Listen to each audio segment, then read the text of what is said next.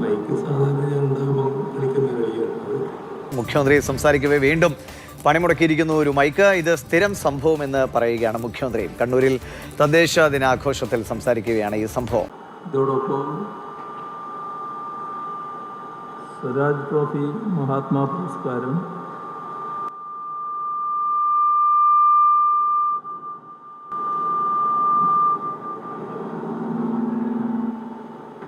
മഹാത്മാ അയ്യങ്കാളി പുരസ്കാരം ഇത്തവണത്തെ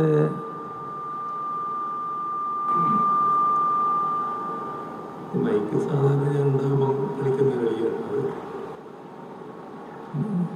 നേരത്തെ തന്നെ തുടങ്ങിയതാണ്.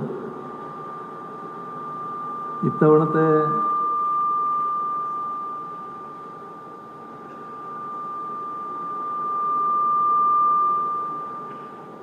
നൽകുന്നൊരു കാര്യമാണ്.